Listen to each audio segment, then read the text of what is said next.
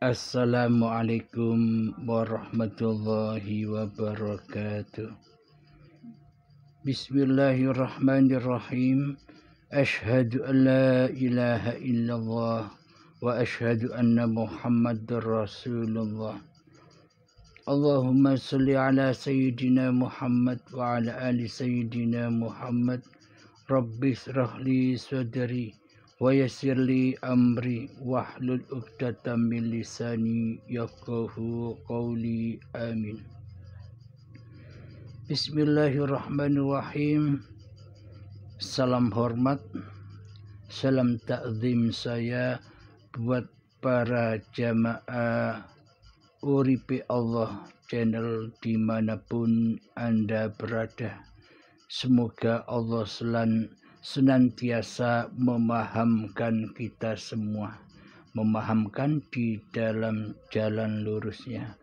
Amin ya rabbal alamin. Bismillahirrahmanirrahim.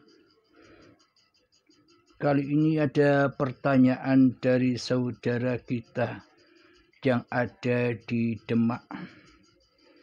Mari kita dengarkan bersama pertanyaannya.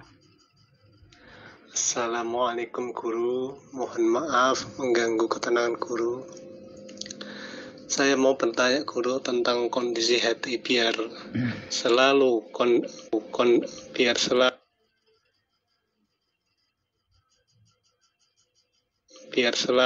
laisa kamislihi syai'un setiap saat, setiap waktu guru. Soalnya selama ini badan ini masih terkecoh dengan urusan duniawi guru. Mohon modalnya guru. Assalamualaikum warahmatullahi wabarakatuh. Alhamdulillah, terima kasih banyak guru. Dan mohon maaf tadi lupa mencantumkan nama. Nama saya Said dari Demak yang pernah sowan ke dalam guru. Dan terima kasih banyak guru atas modalnya ini. Assalamualaikum warahmatullahi wabarakatuh.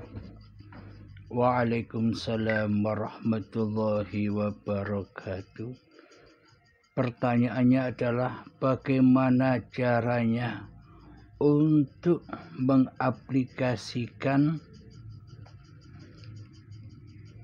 mengingat Allah dimanapun kita berada, dan apapun yang kita aktivitaskan di dalam sehari-hari, bagaimana cara memulangkan hati kepada Allah agar ingat terus kepada Allah. Bismillahirrahmanirrahim. Untuk mengingat Allah itu harus kenal dulu dengan Allahnya. Harus kenal dulu dengan siapa yang disebut Allah. Karena Allah itu hanyalah nama. Akan tetapi setiap nama ada pemilik namanya. Contoh demikian. Bila Anda hanya tahu nama saya saja Abdul Halim, tanpa Anda tahu wajah saya, tanpa Anda tak pernah bertemu dengan saya, Anda hanya ingat nama saya saja, yakni Abdul Halim. Ketika Anda menyebut-nyebut nama saya Abdul Halim, Abdul Halim, Abdul Halim, kira-kira yang terbayang pada hati Anda itu nama Abdul Halimnya apa wajah saya? Sementara Anda tidak pernah bertemu dengan saya. Apakah mungkin Anda bisa mengingat saya dan mengingat wajah saya, mengingat sosok saya tanpa Anda bertemu dengan saya? Jadi ketika Anda hanya kenal dengan nama saya saja, tanpa Anda tahu wajah saya, bagaimana mungkin Anda bisa mengingat saya? Yang Anda ingat hanyalah tulisan-tulisan nama saja. Walhasil di dalam hati Anda yang Anda ingat hanyalah sejatinya diri Anda sendiri. Hawa nafsu Anda sendirilah di dalam hati yang Anda ingati. Hawa nafsunya Anda sendiri yang merasa bisa mengingat atau menyebut-nyebut nama saya. Sama halnya dengan Allah. Selama ini kita berzikir la ilaha illallah, la ilaha illallah, la ilaha illallah, atau Allah, Allah, Allah di dalam hati kita, atau hu Allah di dalam hati kita, tanpa kita pernah bertemu dengan Allah, dengan wajhullah. Apakah mungkin kita bisa mengingat Allah? Pasti yang kita ingati di dalam hati kita hanyalah hawa nafsu kita sendirilah yang merasa mengaku bisa mengingat Allah. Yang diingat hanyalah namanya saja. Bukan wajhullah, bukan dzatullah yang kita ingati selama ini. Karena kita tidak bertuhan sejatinya. Karena kita tidak beriman kepada Allah sejatinya. Karena kita belum berislam di sisi Allah sejatinya. Sehingga hati kita tersesat dari selain Allah. Hati kita tidak selamat untuk selalu menyaksikan Allah. Karena diri kita belum mengenal Allah. Karena diri kita belum tahu Allah. Logikanya demikian. Bila kita tidak mengenal Allah, bila kita tidak tahu Allah, bagaimana mungkin kita bisa menyembah Allah? Bagaimana mungkin kita bisa mengabdi kepada Allah? Bagaimana mungkin kita bisa bersahadat kepada Allah bila saja kita tidak mengenal Allah? Coba hayati, coba masuklah ke dalam dirimu. Apakah benar demikian hati kita selama ini? Yang diingat ya hawa nafsunya sendiri yang merasa bisa berzikir, bisa menyebut-nyebut nama Allah. Kadang ingat, kadang lupa. Kadang ingat sesebutannya, kadang lupa sesebutannya. Pada intinya yang lupa hawa nafsunya dan yang ingat juga hawa nafsunya, mengingat nama-namanya saja. Tidak mengingat siapa pemilik nama Allah itu sejatinya. Jadi untuk mengingat Allah itu tak satu pun manusia bisa mengingat Allah kecuali bila manusianya sudah awwaluddin ma'rifatullah. Jadi inna dina indallahil Islam itu orang-orang yang sudah tahu Allah, orang-orang yang sudah kenal Allah, orang-orang yang sudah bertemu dengan wajhullah. Dengan pertemuan itulah maka hamba bisa menyembahnya, maka hamba bisa mengabdi padanya, karena yang disembah, karena yang diabdi sudah jelas. Selama ini kan Allah bagi kita hanyalah angan-angan saja, hanyalah angan semu dan fata morgana.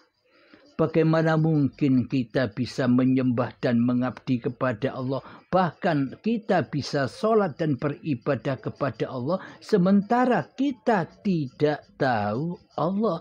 Sementara yang jadi Allah, yang jadi Tuhan di hati kita masih hawa nafsu kita sendiri. Inilah iman yang kecelih. Inilah agama yang kecelih. Iman dan agamanya hanyalah di kulit saja. Hanyalah di angan-angannya saja. Tidak nyata beragama dan bertuhan di hatinya. Sehingga semuanya angan-angan. Sholatnya hanya angan-angan. Ibadahnya hanya angan-angan. Walhasil di dalamnya tidak menyembah Allah, tapi menyembah apa yang dicintainya di hatinya. Di hatinya ketika sholat ketemu dunia. Di hatinya ketika sholat ketemu urusan dunia. Di hatinya ketika sholat bertemu dengan hal-hal yang selain Allah. Apakah itu disebut menyembah? Apakah itu disebut mengabdi? Apakah itu disebut sholat? Sementara di hati kita selama ini mensekutukan Allah dengan dunia di hati kita. Yang kita hadapi, yang kita imani, yang kita jadikan imam di hati kita dikala kita sholat kan bukan Allah. Tapi hawa nafsu kita sendiri. Tapi hal-hal yang berbau dunia dan berbagai macam urusan-urusannya. Itulah yang kita pertuhankan selama ini. Karena beragama dan bertuhan itu babagan hati. Allah tidak memandang rupa dan hartamu, bro. Allah tidak memandang ilmu setinggi apa ilmumu dan sebanyak apa amalmu, bro. Allah tidak memandang nasab-nasab kemuliaanmu, turunan apapun kamu, bro. Yang dipandang dan yang disaksikan oleh Allah hanyalah hatimu. Di dalam hatimu itu yang jadi Tuhan siapa? Allah kah ataukah dirimu? Allah kah ataukah hawa nafsumu? Yang wujud di hatimu itu Allah apa dirimu? Jika yang wujud di hatimu masih dirimu, berarti yang wujud yang menjadi Tuhan sebagai penguasa sehingga sananya hati ini masih iblis dan syaitan yang terkutuk, yang selalu mentiadakan Allah, yang selalu menggaibkan Allah, yang selalu mensekutukan Allah dengan makhluknya. Jadi tidak akan pernah bisa mengingat Allah bila syaitan yang terkutuk ini, bila hawa nafsu ini masih menjadi raja di rajanya hati. Allahnya gaib katanya, Allahnya tiada katanya. Coba kita hayati pelan-pelan. Apakah mungkin manusia kita lebih wujud daripada Allah yang maha wujud? Seolah-olah selama ini kan kita yang merasa lebih wujud daripada Allah. Sementara Allah kita adamkan. Sementara Allah kita tiadakan di hati kita. Sementara Allah kita gaibkan di hati kita. Berarti selama ini yang jadi Tuhan, selama ini yang menjadi penguasa, selama ini yang jadi Allah di dalam hati kita kan hawa nafsu kita yang menyerupai Allah, yang mensekutukan Allah dengan diri manusianya. Karena sifat-sifatnya Allah telah kita akui sebagai sifat diri manusia kita di hati kita. Jadi yang paling kita zikiri selama hidup ini hanyalah kita sendiri, bukan Allah. Karena yang jadi Tuhan di dalam hati kita adalah hawa nafsu kita. Jadi bila ingin mengenal Allah, bila ingin mengingat Allah, maka usirlah hawa nafsu ini. Maka bombardirlah setan yang terkutuk ini dari kekuasaan di hati ini. Untuk membombardir, untuk merusak, untuk mengalahkan, untuk menumbangkan, untuk mengkudeta setan yang terkutuk yang selama ini menjadi Tuhan di hati kita dan kita diperbudak olehnya selama ini. Maka untuk tahapan mengenal Allah itu dengan man-arafa nafsahu, mengenal diri manusianya dahulu, bermakrifat kepada diri manusianya sendiri dahulu. Siapa diri manusiaku ini? Dari mana datangnya diri manusiaku ini? Di dalam surat Al-Insan ayat pertama, di situ didawuhkan bahwa manusia itu berasal dari hal yang tak dapat disebut. Jadi manusia tidak bisa menyebut manusia.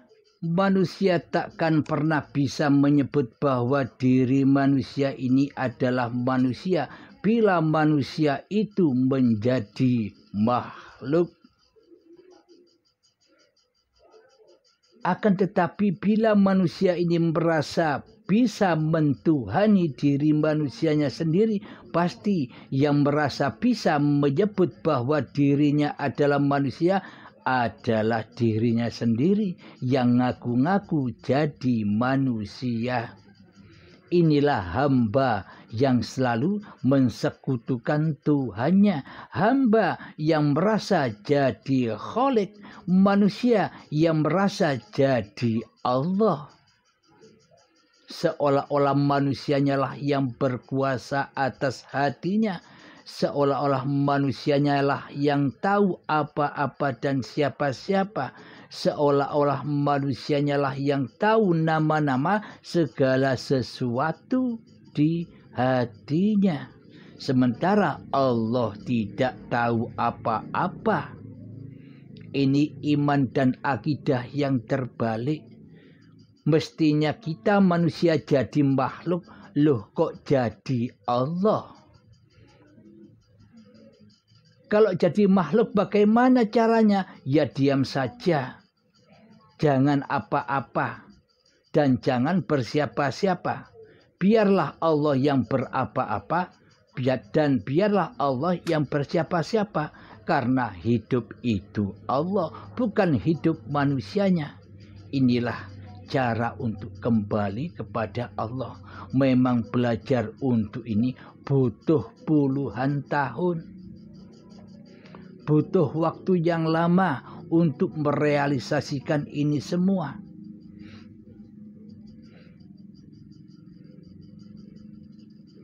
Yang terpenting kita melatih terus dan melatih. Jangan sampai kedahuluan ajal menjemput. Jangan sampai kedahuluan baiatul akbar. Dibaiat secara besar-besaran dengan paksa dan siksa di saat sakaratul maut. Jangan sampai kedahuluan itu agar husnul khotimah. Jadi husnul khotimahnya itu diraih sekarang. Jadi penglihatan mata batin ini harus dilalui sekarang. Harus kita dapatkan sekarang. Jika nanti maka sudah terlambat. Man kana fi hadhihi a'ma fahuwa fil akhirati a'ma wa adallu sabila. Bila saja di dunia ini saat ini buta mata hatinya tentang Allah, ya zat yang disembah, maka di akhirat pun semakin buta akan Allah, bahkan tersesat-sesat jalannya. Alhamdulillahirabbil alamin. Mungkin jawaban yang singkat ini memberikan kita pemahaman dan keberkahan dari Allah Subhanahu wa taala.